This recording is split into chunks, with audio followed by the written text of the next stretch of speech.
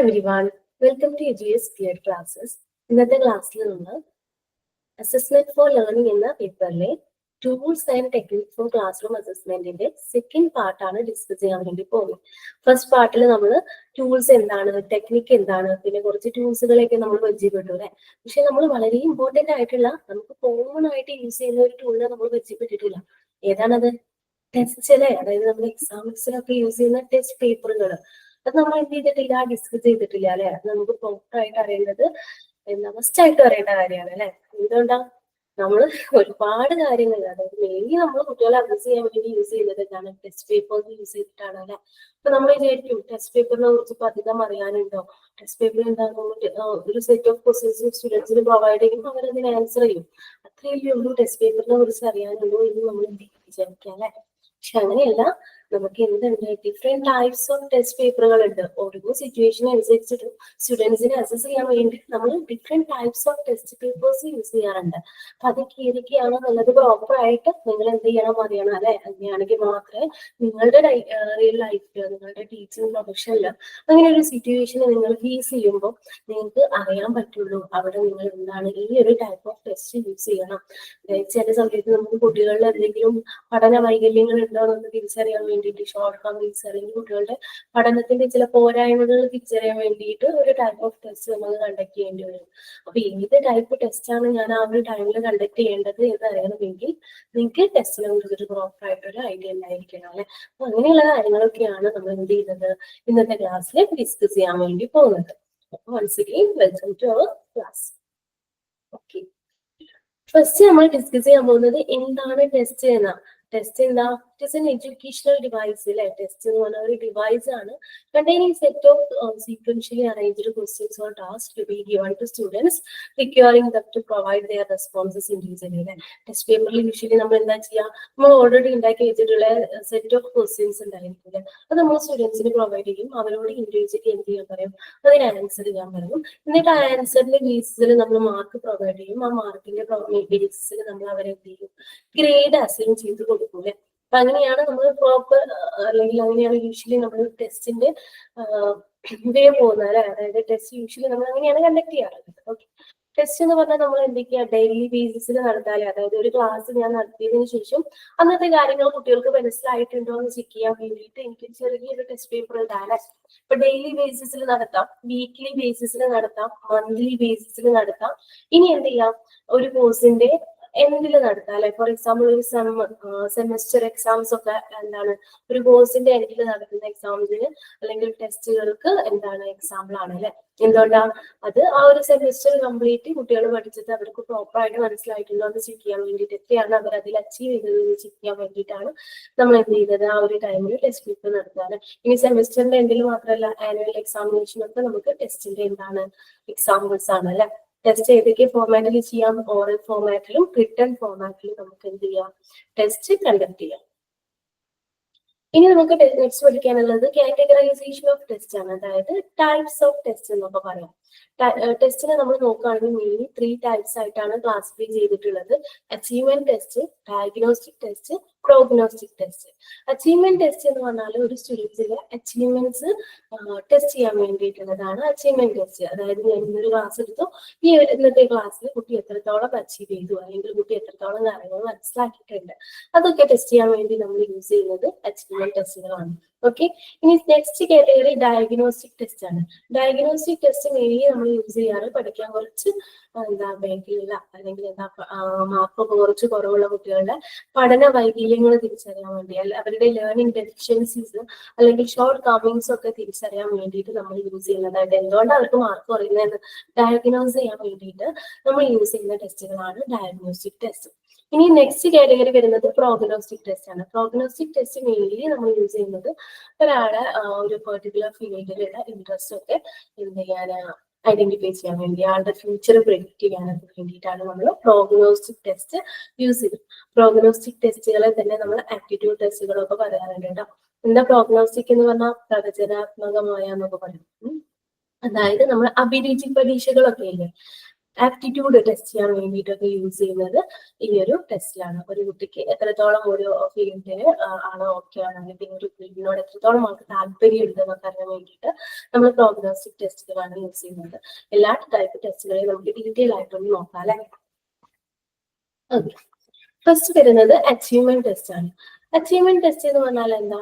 Any test that measures the attainment of an individual after a period of training or learning is called achievement test. അതായത് ഒരു particular class എടുത്തതിനു ശേഷം അല്ലെങ്കിൽ എന്താ ഒരു period ഒരു particular training കോഴ്സിന്റെ എൻഡിൽ അത് എത്രത്തോളം അതിൽ നിന്ന് കാര്യങ്ങൾ മനസ്സിലാക്കിയിട്ടുണ്ട് എന്ന് ഐഡന്റിഫൈ ചെയ്യാൻ വേണ്ടി, അത് മെഷർ ചെയ്യാൻ വേണ്ടി നമ്മൾ യൂസ് ചെയ്യുന്ന ടെസ്റ്റുകളാണ് നമ്മൾ അച്ചീവ്മെന്റ് ടെസ്റ്റ് എന്ന് പറയാം. Achievement test is a tool to measure the level of proficiency achieved by a pupil, indicating what and how much has been learned or how well a task has been performed. അതായത് നമ്മൾ കൊടുത്തിട്ടുള്ള ഒരു test എന്നൊക്കെ അല്ലെങ്കിൽ ഒരു training പ്രോഗ്രാമിൽ ആൾ എത്രത്തോളം identify ചെയ്തിട്ടുണ്ട്, എങ്ങനെയാണ് ആ കാര്യങ്ങൾ മനസ്സിലാക്കിയിട്ടുള്ളത്, അത് എത്രത്തോളം ആൾ പെർഫോം ചെയ്തിട്ടുണ്ട് എന്നൊക്കെ അറിയാൻ വേണ്ടിയിട്ട് നമ്മൾ യൂസ് ചെയ്യുന്ന ടെസ്റ്റുകളെയാണ് അച്ചീവ്മെന്റ് ടെസ്റ്റ് എന്ന് പറയുന്നത്. അച്ചീവ്മെന്റ് ടെസ്റ്റിൽ നമ്മൾ മെയിൻ ആയിട്ട് ടെസ്റ്റ് ചെയ്യുന്നത് എന്താ?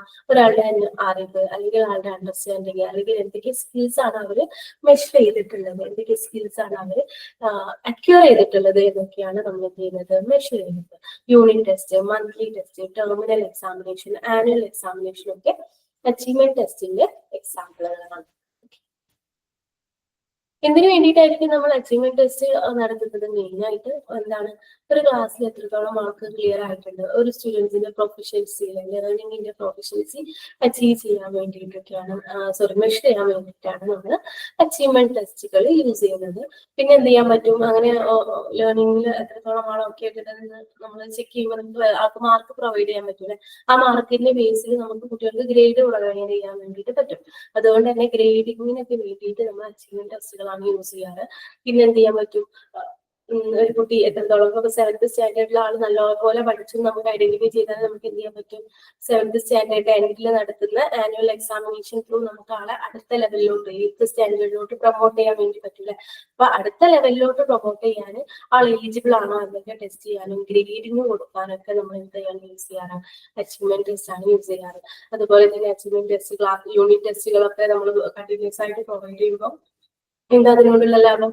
നല്ല മാർക്ക് സ്കോർ ചെയ്താൽ കുട്ടികൾക്ക് അടുത്ത എക്സാംസിന് വേണ്ടിയിട്ട് വേറെ മാർക്ക് വാങ്ങണം എന്നുള്ള ഒരു മോട്ടിവേഷൻ കിട്ടും അല്ലെ. അപ്പൊ അത് സ്റ്റുഡൻസിനെ മോട്ടിവേറ്റ് ചെയ്യാൻ എന്ത് ചെയ്യുന്നുണ്ട്? ഹെൽപ്പ് ചെയ്യുന്നുണ്ട്. പിന്നെ ടീച്ചേഴ്സിനെ എങ്ങനെയാ, അതൊക്കെ സ്റ്റുഡൻസിനെ ഹെൽപ്പ് ചെയ്യുന്നതാണ് നമ്മൾ പറഞ്ഞല്ലേ. അതുപോലെ തന്നെ പാരന്റ്സിനെ ഹെൽപ്പ് ചെയ്യുന്നുണ്ട്. എങ്ങനെയാ? ഒരു പ്രോപ്പർ ആയിട്ടുള്ള ഒരു കുട്ടിക്ക് പ്രോപ്പർ ആയിട്ടുള്ള മാർക്ക് അല്ലെങ്കിൽ ഗ്രേഡ് അസൈൻ ചെയ്യുന്നതുകൊണ്ട് തന്നെ ആ കുട്ടിയുടെ കറന്റ് ലെവൽ എത്രയാണ് ഉള്ളത് എന്നുള്ളത് നമുക്ക് പാരന്റുമായിട്ട് ഡിസ്കസ് ചെയ്യാനൊക്കെ എളുപ്പമാണ് അല്ലെ. കുട്ടിയെ കുറിച്ചിട്ടുള്ള ഒരു റെക്കോർഡ് നമ്മുടെ കയ്യിൽ ഉണ്ടായിരിക്കും. അതുകൊണ്ട് തന്നെ നമുക്ക് എന്ത് ചെയ്യാൻ പറ്റും? ഈ കുട്ടിക്ക് ഓരോ സബ്ജക്റ്റിനും നമ്മൾ എക്സാംസ് നടത്തുമല്ലോ. ആ സബ്ജക്റ്റിന് ആൾ എത്ര സ്കോർ ചെയ്തിട്ടുള്ളതെന്നുള്ളതിന്റെ ഒരു ഗ്രേഡും അതുപോലെ മാർക്കും നമ്മുടെ കയ്യിൽ കിട്ടില്ല ഈ അച്ചീവ്മെന്റ് ടെസ്റ്റും. അപ്പൊ നമുക്ക് പാരന്റുമായിട്ട് ഡിസ്കസ് ചെയ്യാം. ആളുടെ മാത്സിലാണ് കുറച്ച് കുറവുള്ളത്, മാത്സ് ഒന്നും കൂടെ നിങ്ങളൊന്ന് ശ്രദ്ധിക്കണം, നമ്മളിവിടെ നോക്കുന്നുണ്ട്. ആ ഒരു ഫോർമാറ്റിൽ നമുക്ക് എന്ത് ചെയ്യാൻ പറ്റും? പാരന്റ്സുമായിട്ട് കുട്ടിയുടെ ലേണിംഗ് പ്രോഗ്രസിനെ കുറിച്ചിട്ടൊക്കെ ഡിസ്കസ് ചെയ്യാൻ കഴിയും അല്ലെ. അതുപോലെ തന്നെ എന്താ? കുട്ടികൾ സ്ട്രഗിൾ ചെയ്യുന്ന ഏരിയാസ് ഏതൊക്കെയാണ് എന്നുള്ളത് നമുക്ക് ഫൈൻഡ് ചെയ്തിട്ട് അതിനാവശ്യമായിട്ടുള്ള റെമഡിയൽ മെഷേഴ്സ് എടുക്കാൻ വേണ്ടിയിട്ടും പറ്റും. ഓക്കെ, ഇനി ടീച്ചേഴ്സിനെ എങ്ങനെയാണ് അച്ചീവ്മെന്റ് ടെസ്റ്റ് ഹെൽപ്പ് ചെയ്യാം? അച്ചീവ്മെന്റ് ടെസ്റ്റ് ത്രൂ നമുക്ക് എന്ത് ചെയ്യാണ്? കുട്ടികളെ പ്രോപ്പറായിട്ട് മാർക്ക് സ്കോർ ചെയ്യുകയാണെങ്കിൽ നമുക്ക് പറയാതെ നമ്മുടെ ടീച്ചിങ് മെത്തേഡ് അല്ലെങ്കിൽ ടീച്ചിങ്ങിന് നമ്മൾ യൂസ് ചെയ്യുന്ന ടൂൾസ് ഒക്കെ എന്താണ് പ്രോപ്പർ ആയിട്ടുള്ളതാണ്. അതായത് കുട്ടികൾ നല്ലപോലെ സ്കോർ ചെയ്യുന്നുണ്ട്. ഇനി കുട്ടികൾ എല്ലാവരും ഭയങ്കര മാർക്ക് കുറവായിട്ടാണ് സ്കോർ ചെയ്യുന്നുണ്ടെങ്കിൽ നമുക്ക് മനസ്സിലാക്കേണ്ടത് നമ്മൾ ഈ ടീച്ചിങ് മെത്തേഡിൽ എന്തൊക്കെയോ ചേഞ്ചസ് വരുത്തേണ്ടതുണ്ട്. കാരണം കുട്ടികൾക്ക് നമ്മൾ പഠിച്ചു കൊടുക്കുന്നത് മനസ്സിലാവില്ല. അതുകൊണ്ടാണ് ക്ലാസ്സിലുള്ള എല്ലാ കുട്ടികൾക്കും മാർക്ക് കുറയുന്നത്. അങ്ങനെ ടീച്ചേഴ്സിന് എന്ത് ചെയ്യാൻ പറ്റും? ടീച്ചറുടെ ടീച്ചിങ് ലെവൽ മെഷർ ചെയ്യാനും അച്ചീവ്മെന്റ് ടെസ്റ്റ് ഹെൽപ്പ് ചെയ്യും. ഓക്കെ, ഇനി നെക്സ്റ്റ് നോക്കുന്നത് ടൈപ്പ് ഓഫ് അച്ചീവ്മെന്റ് ടെസ്റ്റ് ആണ്. ടൈപ്പ് ഓഫ് അച്ചീവ്മെന്റ് ടെസ്റ്റിൽ teacher made and standardized test ഉണ്ട്. അതുപോലെ തന്നെ criterion based or non referred test. ഇങ്ങനെ രണ്ട് കാറ്റഗറീസ് ആയിട്ടാണ് എന്ത് ചെയ്യുന്നത്? അച്ചീവ്മെന്റ് ടെസ്റ്റിനെ നമ്മൾ മെയിൻ ആയിട്ട് ക്ലാസിഫൈ ചെയ്യുന്നത്. Teacher made and standardized test എന്ന് പറഞ്ഞാൽ, ടീച്ചർ മെയ്ഡ് ടെസ്റ്റ് എന്ന് പറഞ്ഞിട്ടുണ്ടെങ്കിൽ ഒരു സ്പെസിഫിക് സിലബസിനെ ബേസ് ചെയ്തിട്ട് ടീച്ചേഴ്സ്, ആ കുട്ടികളെ പഠിപ്പിക്കുന്ന ടീച്ചേഴ്സ് തന്നെ ഉണ്ടാക്കുന്ന ടെസ്റ്റുകളെയാണ് ടീച്ചർ മെയ്ഡ് ടെസ്റ്റ് എന്നൊക്കെ പറയാം. അതായത് ഇപ്പൊ ഞാനിപ്പോ ഒരു 7th സ്റ്റാൻഡേർഡ് പഠിപ്പിക്കുന്നത് വിചാരിക്കാം. ഞാൻ ആ ക്ലാസ്സിലുള്ള സ്റ്റുഡൻസിന് വേണ്ടിയിട്ട് ഞാൻ ക്രിയേറ്റ് ചെയ്യുന്ന ടെസ്റ്റ് പേപ്പറുകളെയാണ് ടീച്ചർ മെയ്ഡ് ടെസ്റ്റ് എന്ന് പറയുന്നത്. അത് ഓരോ സ്കൂളുകളിലും ഓരോ ടീച്ചേഴ്സും ക്രിയേറ്റ് ചെയ്യുന്നത് ഡിഫറെന്റ് ആയിരിക്കും അല്ലെ. അതുകൊണ്ട് തന്നെ ടീച്ചറിന് എത്രത്തോളം അറിവുണ്ട്, അല്ലെങ്കിൽ ടീച്ചർക്ക് ആ ഒരു കണ്ടന്റ് നോളജ് എത്രത്തോളം ഉണ്ട്, ടീച്ചർക്ക് ടെസ്റ്റ് പേപ്പർ എത്രത്തോളം നല്ലതായിട്ട് ക്രിയേറ്റ് ചെയ്യാൻ അറിയാം, അതിനൊക്കെ ബേസ് ചെയ്തിട്ട് ഈ ഒരു ടീച്ചർ മെയ്ഡ് ടെസ്റ്റുകൾ എന്ത് ചെയ്യുന്നു, അധികം ലെവലിൽ ചേഞ്ച് ചെയ്തുകൊണ്ടിരിക്കുന്നത്. അപ്പൊ നമുക്ക് പറയാം അതിന്റെ വാലിഡിറ്റി റിലയബിലിറ്റി അത്രക്ക് അങ്ങോട്ട് എന്തല്ല ഓക്കെ അല്ല അല്ലേ. അതായത് അതിന്റെ വാലിഡിറ്റി എത്രത്തോളം ഉണ്ടെന്ന് നമുക്ക് പറയാൻ പറ്റില്ല, കാരണം അത് ഓരോ ടീച്ചറിനെ ബേസ് ചെയ്തിട്ട് എന്ത് ചെയ്തുകൊണ്ടിരിക്കും, മാറിക്കൊണ്ടിരിക്കും. ഇനി സ്റ്റാൻഡേർഡൈസ്ഡ് ടെസ്റ്റ് എന്നൊക്കെ പറഞ്ഞാൽ നമ്മുടെ നീറ്റ് എക്സാംസ് അല്ലെ, എൻട്രൻസ് എക്സാം ആയിട്ടുള്ള നീറ്റ് പോലെയുള്ളത്, അതുപോലെ നമ്മുടെ ബോർഡ് എക്സാംസ് ഒക്കെയാണ് സ്റ്റാൻഡേർഡൈസ്ഡ് ടെസ്റ്റ് എന്ന് പറയുന്നത്. അതെങ്ങനെയാ, ആ ഒരു കോഴ്സിൽ അത്യാവശ്യം എലിജിബിൾ ആയിട്ടുള്ള കുറച്ചധികം ആളുകൾ ഒരുമിച്ച് ഇരുന്ന് ക്രിയേറ്റ് ചെയ്ത് ഒരു സ്റ്റാൻഡേർഡ് ഫോർമാറ്റിൽ ക്രിയേറ്റ് ചെയ്യുന്ന ടെസ്റ്റിനെയാണ് സ്റ്റാൻഡേർഡൈസ്ഡ് ടെസ്റ്റ് എന്ന് പറയുന്നത്. അതിപ്പം ഇപ്പൊ ഒരു സ്റ്റേറ്റ് എക്സാമിനേഷൻ, ഒരു സെക്കൻഡറി എക്സാമിനേഷൻ, സ്റ്റേറ്റ് ബോർഡിലെ സെക്കൻഡറി എക്സാമിനേഷൻ ഒക്കെയാണ്, സെക്കൻഡറി എഡ്യൂക്കേഷൻ എക്സാമിനേഷൻ ഒക്കെയാണ് നമ്മൾ കൺസിഡർ ചെയ്യുന്നത് വിചാരിക്കുക. അല്ലെങ്കിൽ ഹയർ സെക്കൻഡറി എഡ്യൂക്കേഷന്റെ എക്സാംസ്, സ്റ്റേറ്റ് എക്സാംസുകളാണ്, അത് ആനുവൽ എക്സാംസ് ആണ് നമ്മൾ കൺസിഡർ ചെയ്യുന്നതെന്ന് വിചാരിക്കുക. അത് ആ ഒരു സ്റ്റേറ്റിലുള്ള എല്ലാ സ്റ്റുഡൻസിനും ഒരൊറ്റ പേപ്പർ ആയിരിക്കും ഉണ്ടായിരിക്കുക, അല്ലെങ്കിൽ ഒരൊറ്റ ക്വസ്റ്റ്യൻ പേപ്പർ ആയിരിക്കും ഉണ്ടായിരിക്കുക. അതും ആ ഒരു ക്വസ്റ്റ്യൻ പേപ്പർ ആരാ ക്രിയേറ്റ് ചെയ്തിട്ടുള്ളത്, ആ ഒരു ഫീൽഡിൽ അല്ലെങ്കിൽ ആ ഒരു കോഴ്സിൽ എക്സ്പേർട്ട് ആയിട്ടുള്ള കുറച്ചധികം ആളുകൾ ഒരുമിച്ചിരുന്ന് ക്രിയേറ്റ് ചെയ്തിട്ടുള്ളതാണ് അല്ലെ. അതുകൊണ്ട് തന്നെ അതിന്റെ വാലിഡിറ്റിയും അതുപോലെ റിലയബിലിറ്റി ഒക്കെ എന്താണ്, ഒന്നുകൂടെ ഹൈ ആണ് അല്ലെ. സ്റ്റാൻഡേർഡൈസ്ഡ് ടെസ്റ്റ് എന്ന് പറഞ്ഞിട്ടുണ്ടെങ്കിൽ ആ ഒരു ഫീൽഡിൽ എക്സ്പേർട്ട് ആയിട്ടുള്ള ആളുകൾ ക്രിയേറ്റ് ചെയ്യുന്ന സ്റ്റാൻഡേർഡ് ഫോർമാറ്റിൽ ക്രിയേറ്റ് ചെയ്യുന്ന ടെസ്റ്റുകളെയാണ് നമ്മൾ സ്റ്റാൻഡേർഡൈസ്ഡ് ടെസ്റ്റുകൾ എന്ന് പറയാം. ടീച്ചർ മെയ്ഡ് ടെസ്റ്റുകൾ എന്ന് പറഞ്ഞാൽ നോർമലി ആ ഒരു സ്കൂളിൽ സ്കൂളിൽ പഠിപ്പിക്കുന്ന ടീച്ചേഴ്സുകളാണ് എന്ത് ചെയ്യുന്നത്, അതായത് ആ ഒരു ടീച്ചർ മെയ്ഡ് ടെസ്റ്റ് ഓരോ പെർട്ടിക്കുലർ ക്ലാസ്സിലും ഓരോ പെർട്ടിക്കുലർ ടീച്ചേഴ്സ് ആയിരിക്കും ഉണ്ടായിരിക്കുക, ഓരോ സ്പെസിഫിക് ടീച്ചേഴ്സ് ആയിരിക്കും ഉണ്ടായിരിക്കുക. അതുകൊണ്ട് തന്നെ അതിന്റെ വാലിഡിറ്റി റിലയബിലിറ്റി നമുക്ക് കണ്ടെന്ന് എന്ത് പറയാൻ പറ്റില്ല, പറയാൻ വേണ്ടിയിട്ട് പറ്റും. നെക്സ്റ്റ് വരുന്നത് criteria referenced and non referenced test ആണ്. ക്രൈറ്റീരിയ റെഫറൻസ്ഡ് ടെസ്റ്റ് എന്ന് പറഞ്ഞാൽ ഓൾറെഡി ഫിക്സ് ചെയ്തിരിക്കുന്ന ഒരു ക്രൈറ്റീരിയ ബേസ് ചെയ്തിട്ടായിരിക്കും ആ ഒരു ടെസ്റ്റ് കണ്ടക്ട് ചെയ്യുന്നത്. അതായത് ഇപ്പൊ ഫോർ എക്സാമ്പിൾ നമ്മൾ നോക്കുകയാണ്, മാത്സിന്റെ ഒരു എക്സാം ആണ് നമ്മൾ നോക്കുന്നതെന്ന് വിചാരിക്കുക. മാത്സിൽ ആ കുട്ടിക്ക് എത്രത്തോളം പ്രൊഫഷണൽ ആണ് അല്ലെങ്കിൽ എത്രത്തോളം അച്ചീവ്മെന്റ്സ് ഉണ്ടെന്ന് അറിയാൻ വേണ്ടിയിട്ട് നമ്മൾ ഒരു ടെസ്റ്റ് പേപ്പർ കണ്ടക്ട് ചെയ്യാണ്. നമ്മൾ mainly subtraction, addition, multiplication, division ഇങ്ങനെയുള്ള 4 ഓപ്പറേഷൻസ് ഉണ്ടല്ലോ മാത്സിന്റെ ബേസ്ഡ് ആയിട്ടുള്ള ഓപ്പറേഷൻസ്. അതിന് ബേസ് ചെയ്തിട്ട് 4 എക്സാംസ്, ആ 4 ക്വസ്റ്റ്യൻ പേപ്പർ ഇട്ടിട്ട് നമ്മൾ എന്ത് ചെയ്യുന്നുണ്ട്, കണ്ടക്ട് ചെയ്യാണ് ചെയ്യുന്നത്. എന്നിട്ട് ഇതിൽ മിനിമം 80% മാർക്ക് ചെയ്ത് സ്കോർ ചെയ്തിട്ടുള്ള കുട്ടികൾ എന്ത് ചെയ്തു, പാസ് ആയിട്ടുണ്ട്. അതിൽ കുറവ് സ്കോർ ചെയ്തവര് ഫെയിൽ ആണെന്നുള്ള ലെവലിൽ നമ്മൾ എന്ത് ചെയ്യും, ഒരു ക്രൈറ്റീരിയ എടുക്കും.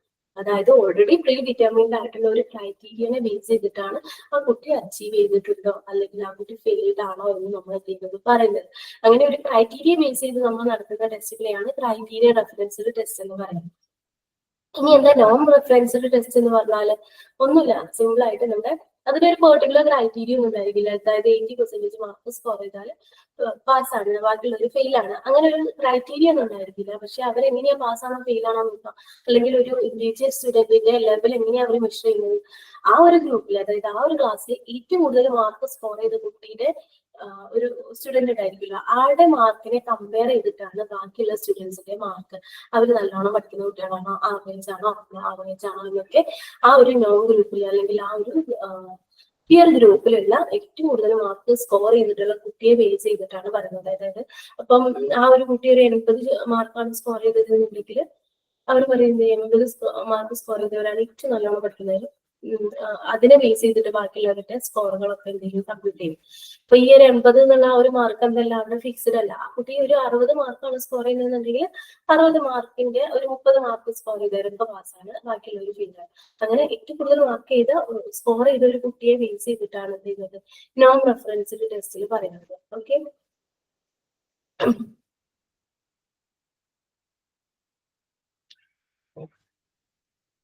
നമുക്ക് വേണമെങ്കിൽ PSC എക്സാം ഒക്കെ നോൺ റെഫറൻസ്ഡ് ടെസ്റ്റിന് എക്സാമ്പിൾ ആയിട്ട് പറയാം. കാരണം PSC എക്സാമിൽ ഒരു പെർട്ടിക്കുലർ മാർക്ക് ഫിക്സ് അല്ലല്ലോ. ഏറ്റവും കൂടുതൽ മാർക്ക് സ്കോർ ചെയ്തതിനനുസരിച്ച് കട്ട് ഓഫ് മാർക്ക് എന്ത് ചെയ്തു, അതായത് ഓരോ എക്സാംസിനനുസരിച്ച് കട്ട് ഓഫ് മാർക്കിന്റെ റേഞ്ച് വേരി ചെയ്തുകൊണ്ടിരിക്കുന്നത്. അപ്പൊ അതൊക്കെ എന്താണ് നോൺ റെഫറൻസ്ഡ് ടെസ്റ്റിന് നമുക്ക് എക്സാമ്പിൾ ആയിട്ട് പറയാം കേട്ടോ. ഇനി നെക്സ്റ്റ് നമുക്ക് ഡിസ്കസ് ചെയ്യാനുള്ളത് ഡയഗ്നോസ്റ്റിക് ടെസ്റ്റ് ആണ്. ഡയഗ്നോസ്റ്റിക് ടെസ്റ്റ് എന്ന് പറഞ്ഞിട്ടുണ്ടെങ്കിൽ it is a test that help the teacher to identify the concept in the content area thought which student struggle to learn and the nature of the difficulties experienced by them. അതായത് ഏതെങ്കിലും ഒരു particular ഏരിയയിൽ അപ്പം മാത്സിന്റെ class ആണെന്ന് വിചാരിക്കുക, അതിൽ ഡിവിഷനായിട്ട് relate ചെയ്ത് കുട്ടികൾക്കൊക്കെ ബുദ്ധിമുട്ടുണ്ട്. അതെങ്ങനെയാണ് ടീച്ചറിന് മനസ്സിലായത്? ടീച്ചർ ഒരു യൂണിറ്റ് ടെസ്റ്റ് കണ്ടക്ട് ചെയ്തു, അതിൽ ഡിവിഷൻ എന്നുള്ള ആ ഒരു ഏരിയയിൽ നിന്ന് വരുന്ന ക്വസ്റ്റ്യൻസിന് ഫുള്ളും എന്താണ് കുട്ടികൾ ലോ ലെവലിലാണ് സ്കോർ ചെയ്തിട്ടുള്ളത്. അപ്പോൾ ടീച്ചർക്ക് മനസ്സിലാക്കാം, ടീച്ചർ ഡയഗ്നോസ് ചെയ്തില്ല ഡിവിഷൻ എന്ന് പറഞ്ഞാൽ ആ ഒരു ഏരിയ കുട്ടികൾക്ക് മനസ്സിലായിട്ടില്ല. അങ്ങനെ അത് എന്ത് ചെയ്യും, റീടീച്ച് ചെയ്യും. അതുപോലെയുള്ള റെമഡിയൽ മെഷേഴ്സ് എന്ത് ചെയ്യും, ടീച്ചേഴ്സ് എന്ത് ചെയ്യും, ക്യാരി ചെയ്യും അല്ലെ, ക്യാരി ഔട്ട് ചെയ്യും. അപ്പൊ അങ്ങനെ ഡയഗ്നോസ്റ്റിക് ടെസ്റ്റ് എന്ന് പറഞ്ഞാൽ എന്തെങ്കിലും ഒരു പെർട്ടിക്കുലർ ഏരിയയിൽ ഉള്ള ഡിഫിക്കൽട്ടീസിനെയൊക്കെ ഐഡന്റിഫൈ ചെയ്യാനൊക്കെ വേണ്ടിയിട്ടാണ് നമ്മൾ ഡയഗ്നോസ്റ്റിക് ടെസ്റ്റ് യൂസ് ചെയ്യാറുള്ളത്. ഓക്കെ, അതുപോലെ തന്നെ ലേണിംഗ് ഡെഫിഷ്യൻസീസ് അല്ലെങ്കിൽ ലേണിംഗ് ഡിഫിക്കൽട്ടീസ് ഐഡന്റിഫൈ ചെയ്യാനും നമ്മൾ എന്ത് ചെയ്യാറുണ്ട്, ഡയഗ്നോസ്റ്റിക് ടെസ്റ്റ് യൂസ് ചെയ്യാറുണ്ട്. Pronouncing, reading and comprehension, writing, numerical computation, അങ്ങനെയുള്ള ലേണിംഗ് ഡിഫിക്കൽട്ടീസ് ഐഡന്റിഫൈ ചെയ്യാനും നമ്മൾ ഡയഗ്നോസ്റ്റിക് ടെസ്റ്റ് യൂസ് ചെയ്യും. ഓക്കെ, മെയിൻലി ഇങ്ങനെയുള്ള കാര്യങ്ങളൊക്കെ ഐഡന്റിഫൈ ചെയ്യാന്നുള്ളത് തന്നെയാണ് എന്ത് ഡയഗ്നോസ്റ്റിക് ടെസ്റ്റിന്റെ ലേണിംഗ് ഡിഫിക്കൽട്ടീസ് അല്ലെങ്കിൽ ലേണിംഗ് ഡെഫിഷ്യൻസീസ് ഐഡന്റിഫൈ ചെയ്യുക, അതിനാവശ്യമായിട്ടുള്ള റെമഡിയൽ മെഷേഴ്സ് ടേക്ക് ചെയ്യുക, അതൊക്കെയാണ് ഡയഗ്നോസ്റ്റിക് ടെസ്റ്റിന്റെ പർപ്പസ് ആയിട്ട് വരുന്നത് കേട്ടോ. ഇനി എന്തൊക്കെയാ ഡയഗ്നോസ്റ്റിക് ടെസ്റ്റിന്റെ യൂസ്? സ്റ്റുഡൻസിന്റെ എറേഴ്സ് ഫൈൻഡ് ചെയ്യാനും അത് എന്ത് ചെയ്യാം, അതിനാവശ്യമായിട്ടുള്ള റെമഡിയൽ മെഷേഴ്സ് കൊടുക്കാനൊക്കെ നമുക്ക് പറ്റും. ലേണിങ്ങിന് സ്ട്രഗിൾ ചെയ്യുന്ന കുട്ടികളെ ഐഡന്റിഫൈ ചെയ്തിട്ട് അവരെ മോട്ടിവേറ്റ് ചെയ്യാൻ വേണ്ടിയിട്ട് എന്ത് ചെയ്യാം, ഡയഗ്നോസ്റ്റിക് ടെസ്റ്റ് യൂസ് ചെയ്യാറ്. പിന്നെ എന്ത് ചെയ്യാം, ടീച്ചേഴ്സിന് ഏതൊക്കെ ഇൻഡിവിജ്വലിന് ഏതൊക്കെ ഏരിയസിലാണ് ഇമ്പോർട്ടൻസ് കൊടുക്കേണ്ടത് എന്നുള്ളത് ഐഡന്റിഫൈ ചെയ്യാൻ വേണ്ടിയിട്ട് ഈ ഡയഗ്നോസ്റ്റിക് ടെസ്റ്റ് എന്ത് ചെയ്യാൻ പറ്റും, യൂസ് ചെയ്യാം അല്ലെ. ഇനി നെക്സ്റ്റ് നമ്മൾ ഡിസ്കസ് ചെയ്യാൻ പോകുന്നത് പ്രോഗ്നോസ്റ്റിക് ടെസ്റ്റുകളെ കുറിച്ചിട്ടാണ്. എന്താണ് പ്രോഗ്നോസ്റ്റിക് ടെസ്റ്റ്? പ്രോഗ്നോസ്റ്റിക് എന്നുള്ള വേർഡ് മീനിങ് നോക്കുകയാണെങ്കിൽ പ്രവചനാത്മകമായത്, അതായത് നമുക്ക് പ്രവചിക്കാൻ പറ്റുന്ന ടെസ്റ്റ് ആണ് പ്രോഗ്നോസ്റ്റിക് ടെസ്റ്റ് നമ്മൾ ഉദ്ദേശിക്കുന്നത്. പണ്ടത്തെ കാലത്തൊന്നും പ്രോഗ്നോസ്റ്റിക് ടെസ്റ്റ് നമ്മൾ അധികം യൂസ് ചെയ്യാറില്ല, പക്ഷെ ഇപ്പൊ അങ്ങനെയല്ല. ഇപ്പൊ നമ്മൾ എന്ത് ചെയ്യുന്നുണ്ട്, പ്രോഗ്നോസ്റ്റിക് ടെസ്റ്റ് വൈഡ് ആയിട്ട് യൂസ് ചെയ്യുന്നുണ്ട്. പ്രോഗ്നോസ്റ്റിക് ടെസ്റ്റ് എന്ന് പറഞ്ഞാൽ ഒന്നുമല്ല, ആപ്റ്റിറ്റ്യൂഡ് ടെസ്റ്റുകളെ തന്നെയാണ് നമ്മൾ പ്രോഗ്നോസ്റ്റിക് ടെസ്റ്റ് എന്ന് പറയുന്നത്. ആപ്റ്റിറ്റ്യൂഡ് ടെസ്റ്റ് എന്ന് പറഞ്ഞാൽ എന്താ, അഭിരുചി പരീക്ഷ അല്ലെ, അതായത് കുട്ടികളുടെ അഭിരുചികൾ അറിയാൻ വേണ്ടിയിട്ട്, ആപ്റ്റിറ്റ്യൂഡ് അറിയാൻ വേണ്ടിയിട്ട് നമ്മൾ യൂസ് ചെയ്യുന്ന എക്സാംസുകളെയാണ് നമ്മൾ ആപ്റ്റിറ്റ്യൂഡ് ടെസ്റ്റ് അല്ലെങ്കിൽ പ്രോഗ്നോസ്റ്റിക് ടെസ്റ്റ് എന്ന് പറയുന്നത്. ഓക്കെ, അപ്പൊ എന്താ ഈ അഭിരുചി പരീക്ഷ എന്നൊക്കെ പറഞ്ഞാല്, ഇപ്പൊ നമ്മൾ യൂഷ്വലി ഇപ്പൊ നമ്മൾ വൈഡായിട്ട് യൂസ് ചെയ്യുന്നുണ്ടല്ലേ. ഇപ്പൊ 10th ഇങ്ങനെ എക്സാം കഴിഞ്ഞ് കഴിഞ്ഞാൽ ഇനി നെക്സ്റ്റ് എടുക്കുന്നത് ഏതാണ്, സയൻസ് ആണോ കൊമേഴ്സ് ആണോ അല്ലെങ്കിൽ ഹ്യൂമാനിറ്റീസ് ആണോ എന്നൊക്കെ അറിയാൻ വേണ്ടിയിട്ട് നമ്മൾ ഒരുപാട് സ്റ്റാളുകളും കാര്യങ്ങളൊക്കെ ഉണ്ട് അല്ലെ. ഒരുപാട് ടെസ്റ്റ് ആപ്റ്റിറ്റ്യൂഡ് ടെസ്റ്റുകളൊക്കെ നമ്മൾ എന്ത് ചെയ്യാറുണ്ട്, കണ്ടക്ട് ചെയ്യാറുണ്ട്. പണ്ടത്തെ കാലത്തൊക്കെ അത് വളരെ കുറവായിരുന്നു, പക്ഷെ ഇപ്പൊ എല്ലാ സ്റ്റുഡൻസും തനിക്ക് ഇഷ്ടപ്പെട്ട മേഖല ഏതാണെന്ന് ഫൈൻഡ് ചെയ്യാൻ വേണ്ടിയിട്ട് ആപ്റ്റിറ്റ്യൂഡ് ടെസ്റ്റുകളൊക്കെ അവർ എന്ത് ചെയ്യാറുണ്ട്, അറ്റൻഡ് ചെയ്യാറുണ്ട് അല്ലെ. അതായത് എല്ലാ സ്റ്റുഡൻസിനും അഭിരുചി അറിഞ്ഞ് അതിനനുസരിച്ചിട്ടുള്ള കോഴ്സൊക്കെ നമ്മൾ സെലക്ട് ചെയ്യും. അതുപോലെ തന്നെ ജോബ് ഒക്കെ സെലക്ട് ചെയ്യാനും നമ്മൾ ആപ്റ്റിറ്റ്യൂഡ് ടെസ്റ്റുകൾ എന്ത് ചെയ്യാറുണ്ട്, യൂസ് ചെയ്യാറുണ്ട്. Aptitude test is one measure the inborn capacity to learn specific vocation or skills. Okay.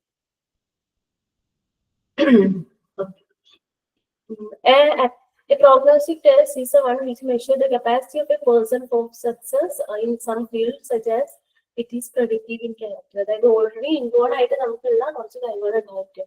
ആ ഒരു കഴിവ് ഏതാണെന്ന് തിരിച്ചറിഞ്ഞ് അതിന് ആപ്റ്റ് ആയിട്ടുള്ള മേഖലയിലോട്ട് നമ്മൾ എന്ത് ചെയ്യാൻ വേണ്ടിയിട്ട് കൊണ്ടുപോകാൻ വേണ്ടിയിട്ട് നമ്മൾ യൂസ് ചെയ്യുന്ന ടെസ്റ്റുകളാണ് ആപ്റ്റിറ്റ്യൂഡ് ടെസ്റ്റ് അല്ലെങ്കിൽ പ്രോഗ്നോസ്റ്റിക് ടെസ്റ്റ് എന്ന് പറയുന്നത്. ഫോർ എക്സാമ്പിൾ നമ്മൾ സ്വിമ്മിംഗ് എന്നുള്ള ഒരു ഫീൽഡ് എടുക്കുകയാണെങ്കിൽ അല്ലെങ്കിൽ അത് എടുക്കുകയാണെങ്കിൽ ഇന്റലിജൻസ് എന്ന് പറഞ്ഞാൽ എന്താ, ഇന്റലിജന്റ് ആപ്റ്റിറ്റ്യൂഡ് സെയിം ആണോ ചോദിക്കാറുള്ളത്? ആണോ? അല്ല, ഇന്റലിജന്റ് എന്ന് പറഞ്ഞിട്ടുണ്ടെങ്കിൽ എന്താ, എങ്ങനെയാണ് നീന്തേണ്ടത്, നീന്തുമ്പോ കാലിലോട്ട് അടിക്കണം, എന്താ കാല് കൈയടിക്കുമ്പോൾ തന്നെ കാലടിക്കണം, അങ്ങനെയുള്ള കാര്യങ്ങൾ അറിയുന്നതിനെയാണ് ഇന്റലിജൻസ് എന്ന് പറയുന്നത്.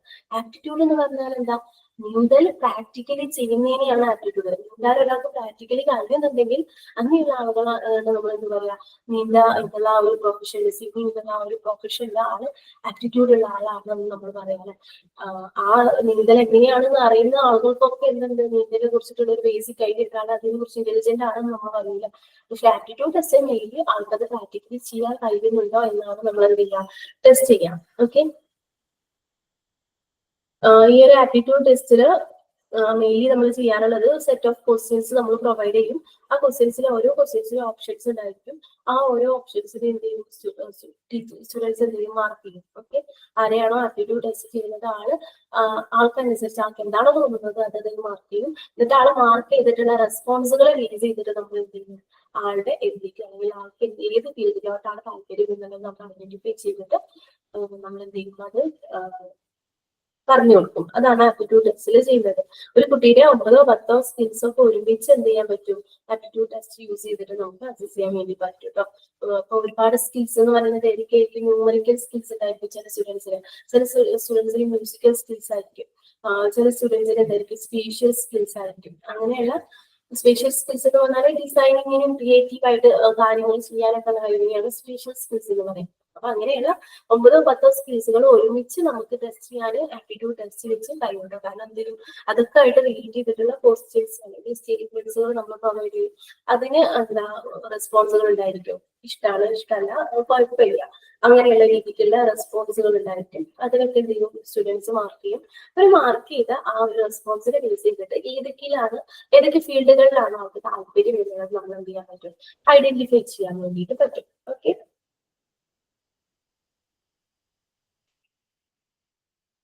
ആപ്റ്റിറ്റ്യൂഡ് ടെസ്റ്റുകൾ നമ്മൾ ഒരാളുടെ അബിലിറ്റി ആപ്റ്റിറ്റ്യൂഡ് ടെസ്റ്റുകളെ നമ്മൾ പ്രാഗ്മാറ്റിക് ടെസ്റ്റ് എന്നും പറയാറുണ്ട് കേട്ടോ. പ്രാഗ്മാറ്റിക് എന്ന് പറഞ്ഞാൽ പ്രായോഗികമായ എന്നാണ് അർത്ഥം. അതായത് നമ്മൾ ഒരാളുടെ ഒരു പേഴ്സന്റെ എന്താ പറയാ, an aptitude test predict beforehand how much a person will get success in a particular field or on getting training. അതുകൊണ്ട് എന്താ ഇതിന്റെ പ്രാഗ്മാറ്റിക് ടെസ്റ്റ്, പ്രായോഗികമായ ടെസ്റ്റ് എന്ന് നമ്മൾ എന്ത് പറയുന്നുണ്ട്. അതായത് ഒരാൾക്ക് ആ ഒരു ഫീൽഡിൽ തിളങ്ങാൻ പറ്റുന്നത് നമ്മൾ ആദ്യം പറയല്ലേ. അപ്പൊ ഒരു പ്രായോഗികതയാണ് നമ്മൾ അതിലോട്ട് എന്ത് ചെയ്യുന്നത്, മെഷർ ചെയ്യുന്നത്. അതുകൊണ്ടാണ് അതിന് പ്രാഗ്മാറ്റിക് ടെസ്റ്റ് എന്ന് പറയുന്നത്. ഓക്കെ, ഇനി നമുക്ക് കുറച്ച് വെൽ നോൺ ആയിട്ടുള്ള ആപ്റ്റിറ്റ്യൂഡ് ടെസ്റ്റുകൾ ഏതൊക്കെയാണെന്ന് നോക്കാം. Seashore musical aptitude test, mechanical aptitude test ഒക്കെ നമുക്ക് വളരെ ഇമ്പോർട്ടന്റ് ആയിട്ടുള്ള ടെസ്റ്റുകളാണ് കേട്ടോ. എക്സാമ്പിൾസ് ആണ് നിങ്ങളെ സിലബസിൽ അത് ഇതിനെ കുറിച്ചിട്ട് മെൻഷൻ ചെയ്തിട്ടുണ്ട്. ആപ്റ്റിറ്റ്യൂഡ് ടെസ്റ്റിന് മാത്രമേ മെൻഷൻ ചെയ്തിട്ടുള്ളൂ. പക്ഷെ നിങ്ങൾക്ക് essay ഒക്കെ എഴുതുമ്പോൾ എക്സാമ്പിൾസ് ആയിട്ട് seashore musical aptitude test, mechanical aptitude test എന്ന് പറഞ്ഞിട്ട് എന്ത് ചെയ്യാം, എക്സാമ്പിൾസ് ആയിട്ട് കൊടുക്കാം. അല്ലാതെ ഒരിക്കലും നിങ്ങളോട് സീഷോർ മ്യൂസിക്കൽ ആപ്റ്റിറ്റ്യൂഡ് ടെസ്റ്റിനെ കുറിച്ചിട്ട് അങ്ങനെ ക്വസ്റ്റ്യൻസ് വരാനുള്ള ചാൻസ് വളരെ കുറവാണ്. ഇത് നമുക്ക് എന്ത് ചെയ്യാം, essay ഒക്കെ എഴുതുമ്പോൾ എക്സാമ്പിൾസ് ആയിട്ട് യൂസ് ചെയ്യാം കേട്ടോ. Okay, seashore musical aptitude test this has been developed by analyzing the musical skills. Music aptitude test tries to test the knowledge regarding pitch and intensity of sound, sense of discrimination and tonal memory, ability to identify sound beat and affection. അതായത് musical ഫീൽഡിലുള്ള ആളുകളെ test ചെയ്യാൻ വേണ്ടിയിട്ട്, അത് എത്രത്തോളം ആൾക്ക് അതിന് interested ആണ് എന്നുള്ള കാര്യങ്ങളൊക്കെ ടെസ്റ്റ് ചെയ്യാൻ വേണ്ടിയിട്ട് നമ്മൾ യൂസ് ചെയ്യുന്ന ഒരു ടെസ്റ്റ് ആണ് seashore musical aptitude test. Okay, അതിൽ മെയിനായിട്ടും പിച്ച് ഐഡന്റിഫൈ ചെയ്യാൻ പറ്റുന്നുണ്ട്, ഓരോ സൗണ്ട്സുകളെ ആൾക്ക് ഇന്റൻസിറ്റി ഒക്കെ ഐഡന്റിഫൈ ചെയ്യാൻ പറ്റുന്നുണ്ട്.